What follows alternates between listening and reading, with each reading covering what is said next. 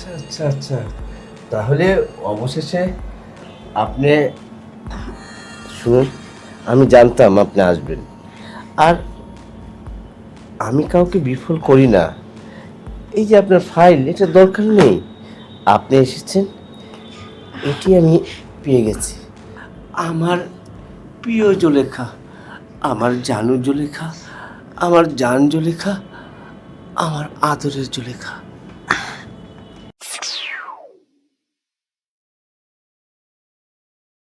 শুনুন, আপনি চিটাঙের ব্যবস্থাটা আজকে করুন। আমার আমার যেতে হবে। বিষয়টা হলো 100 কোটি টাকার কাজ, বুঝতে পেরেছেন তো? আমি যদি এখন ঢাকা থেকে যাই তাহলে কাজটা হবে না। আমার আজকের মধ্যে চিটাং পৌঁছতে হবে। হ্যাঁ হ্যাঁ হ্যাঁ, আপনি করুন, করুন, তাড়াতাড়ি করে আমাকে জানান। আচ্ছা আচ্ছা। May I come in sir? হ্যাঁ আসুন, বসুন। স্যার আমি ইন্টারভিউর জন্য এসেছি। ইন্টারভিউতে দিতে আসছেন? হ্যাঁ। আমাকে কালকে বলেছিল ম্যানেজার। আপনার বায়োডাটা দেখলাম, সবই ঠিক আছে। স্যার তাহলে কি আমার চাকরিটা হবে? দেখুন, আপনার সব কিছু ঠিক আছে, কিন্তু তারপরও এক্সট্রা নলেজ বলতে একটা কথা আছে। সেটা কি আপনাকে আমায় বোঝাতে হবে, না আমি বুঝিয়ে দেবো আপনাকে? স্যার আমার তো সব কিছু ঠিক আছে, কোনো কিছু তো কমতি না। আমার তো মনে হয় যে এই চাকরিটার জন্য উপযুক্ত পাত্রী আমি। শুনুন, শুধু কাগজে দেখলে হবে না যে আপনি উপযুক্ত, এক্সট্রা নলেজও থাকার দরকার। এক্সট্রা নলেজ মানে স্যার বুঝতে পারলাম না। আসলে আমি আপনাকে খুলেই বলি, আপনি আপনি একজন মহিলা, আমি একজন পুরুষ।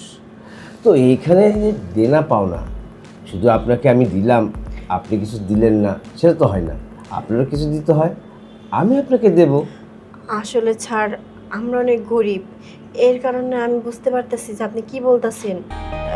টাকা পয়সার কথা তো বলতেছেন যে আপনাকে ঘুষ দেওয়ার কথা। স্যার আমার কাছে যদি টাকা পয়সা থাকতো না তাহলে আমার চাকরি করার দরকার হতো না।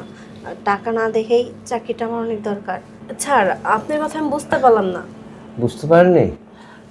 আসলে আমি আপনাকে বোঝাচ্ছি। শুনুন, আমি জানি আপনি গরিব মানুষ, টাকা পয়সা আপনার খুব কষ্ট হবে। আর আমারও টাকার কোনো অভাব নেই যে আমি ঘুষ চাচ্ছি আপনার কাছ থেকে। আমি যেটা চাচ্ছি যে একজন অফিসের আমি কর্মকর্তা, বস, আপনার একটা চাকরি দরকার, আমি চাকরি দিচ্ছি। কিন্তু আপনার তো কিছু দিতে হবে, মানে গিফট বলতে তো একটা কথা আছে, তাই না? আ- আপনি যদি আমাকে একটু বুঝতে তো পারছেন। স্যার আপনি গিফটের কথা তো বলতেছেন, আমার চাকরিটা হয়ে গেলে যান আপনাকে আমি কথা দিচ্ছি অনেক বড় একটা গিফট দিব আপনাকে।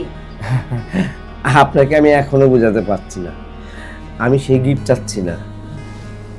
আমি চাচ্ছি একজন সুন্দরী নমনী আমার সাথে, শুধু বেশি না, এই আধা ঘন্টা 1 ঘন্টা একটু বেশ শেয়ার করবে, ব্যাস।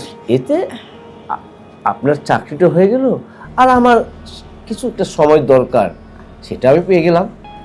স্যার এগুলো আপনি কি বলতেছেন?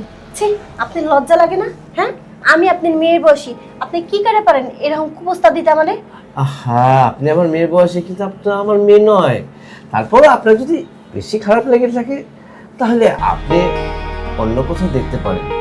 আমার কাছে এখানে চাকরি নিতে হলে আমার এই কন্ডিশনটা মেনে নিতে হয়, এটি রুলস আমার। দেখেন স্যার, এখানে আমি চাকরির জন্য এসেছি, কোনো দেহ বিক্রি করতে আসিনি যে আপনি আমাকে যেটা বলবেন আমার সেটাই করতে হইব। আমি আপনাকে কোনো জোর করছি না, আপনি দেখুন, আমার প্রস্তাব যদি আপনি রাজি হয় তাহলে আমার এই অফিস আপনার জন্য সারাক্ষণ খোলা, সব সময়। শুনেন স্যার, আমার সার্টিফিকেটটা না অনেক ভালো, আমি যে কোনো কোম্পানিতে যখন তখন জব নিতে পারি। আপনার কাছে আসাটাই আমার ভুল হয়ে গেছে। আগে যদি জানতাম যে আপনি একটা লুচ্চা লম্পট, কখনো আপনার অফিসে আসতাম না। ফালতু জিনি কোনো কর। আরে, আপনি কাকে লুচ্চা বলছেন? হ্যাঁ, আপনার মতো অনেক মেয়ে আমার এই অফিসে এসেছে, কিন্তু পরবর্তী তারা এইগুলি বলে আবার কিন্তু আমার কাছে রিটার্নে আসতে হবে। উফ, মাথাটা গরম হয়ে গেল, ঠান্ডা তো করতে হবে। উফ।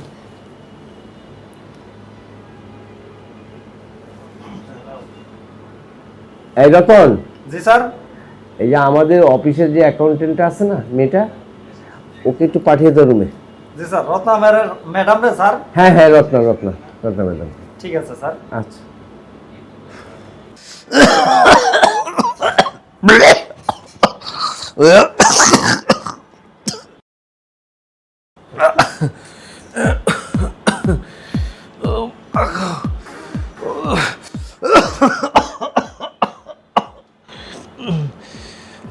পানি দেখো, পানি।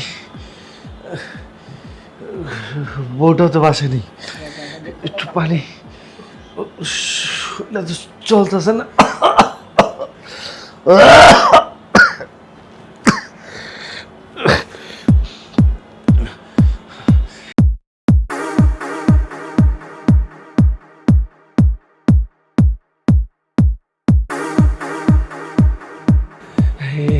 এইভাবে যদি আমার অসুখটা বাড়তে থাকে তাহলে তো আর বেশি দিন বাঁচুম না।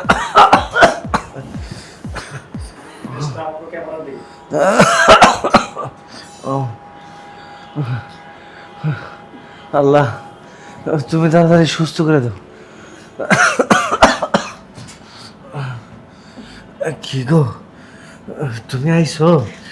হ, আইসি। কোনো কিছু ব্যবস্থা হইলো? দেও, ওষুধ দাও। ওষুধ? আমার তো চাকরিটাই হয় নাই, আমি ওষুধ আনবো কি দে বলো? কি কইতেছো এইসব? সামান্য কয়টা টাকার ওষুধ তুমি নিয়ে আসতে পারো নাই? তুমি না আমার বলছো তোমার যা কিছু হয়ে যাক, তুমি তুমি আমার সব খেয়াল রাখবা, তুমি আমার বুকে আগলায় রাখবা। সামান্য ওষুধ কটা তুমি নিয়ে আসতে পারো নাই? দেখো, তুমি এত কথা বলো না, এমনি তোমার শরীরের অবস্থা ভালো দেখতেছি না। আমি তো অনেক চেষ্টা করতেছি, কিন্তু আমি কিছুতে না পাইরা উঠতেছি না। আমি বাইসে থাকতে তোমার আমি কিছু হইতে দিন না। তুমি কয়েকটা দিন ধৈর্য ধরো, দেখি ও অন্য কোন জায়গায় আমি ব্যবস্থা করতে পারি কিনা। এক কাম করো, আমার আর বুকের ভেতরে না সহ্য হইতেছে না, লাগলে তুমি আমার একটা কিডনি বেঁচে দাও। ওই দেখো, এই ধরনের কথা বলো না। তোমার যদি কিছু একটা হয়ে যায়, আমি কারে নিয়ে বাঁচবো কাউ?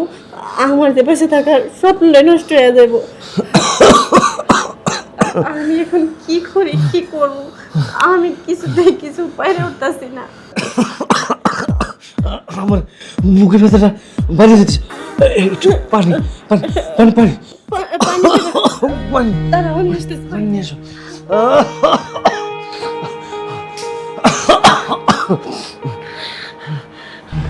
কই গো? এই যে ধরো, তুমি পানি খাও, পানি খাও।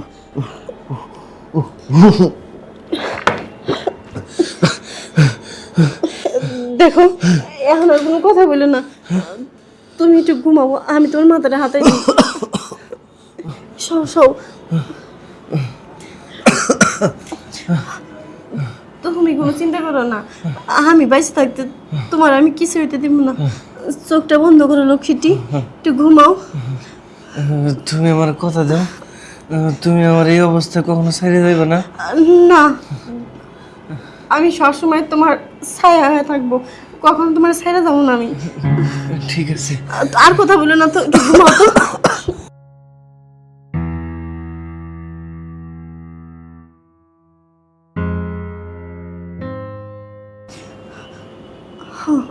মানুষটা ঘুমাই গেছে,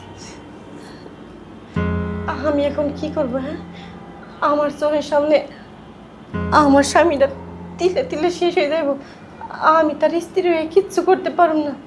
না, আমার স্বামীর জন্য আমি সব কিছু করতে রাজি আছি, আমার যা করা লাগে আমি সব করতে রাজি আছি, কিন্তু আমি আমার স্বামীটা হারাইতে চাই না। কি করবো?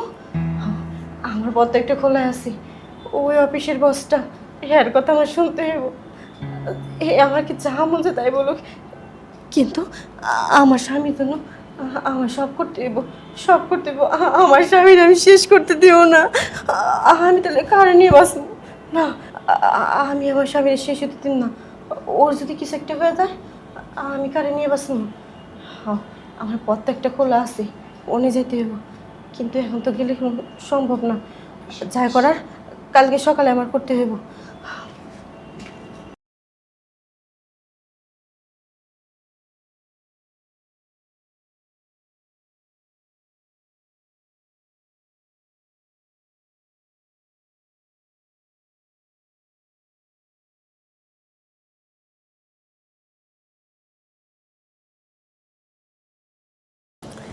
এত কাজের চাপ, উফ, সব বুঝতে।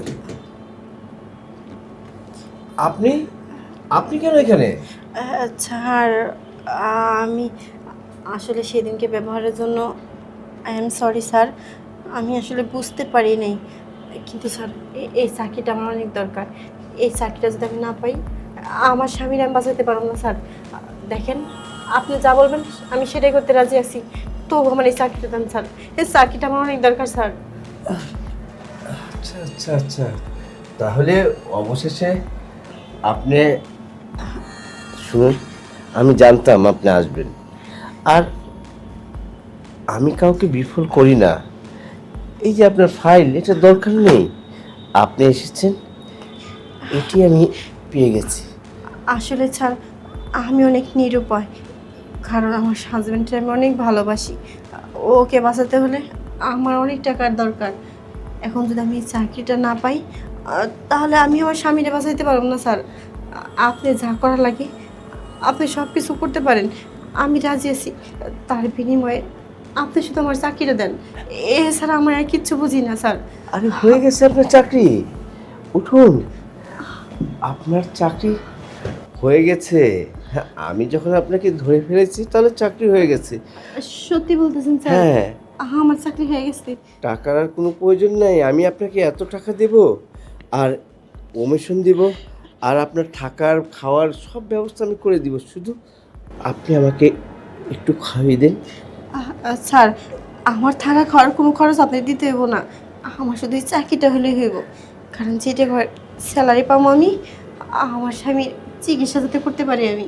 ঠিক আছে, তাহলে আপনি আপনি আমার কাজটা সেরে দেন, ব্যাস, আর কিচ্ছু চাই না, আমি সব আপনাকে দেব।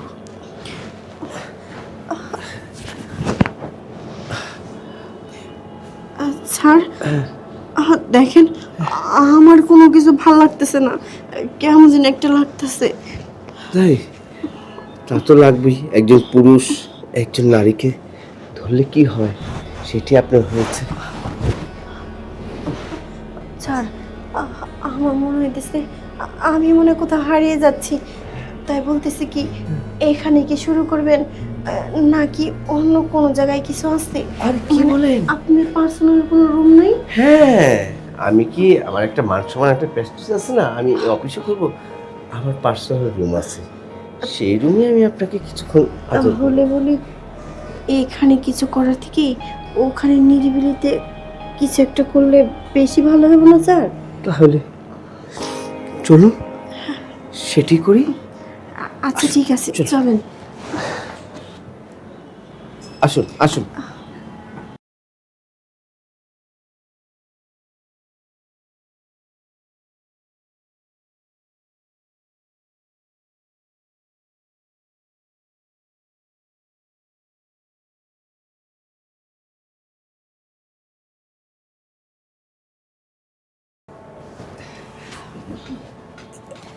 এখন আর কোনো চিন্তা করার দরকার নেই, চাকরি তো হয়েই গেছে, শুধু বাকি অংশটা যেটা কথার, এটা এখন সেরে ফেলবো, তারপর শেষ, কালকের থেকে আপনি জয়েন করবেন কাজে, কেমন?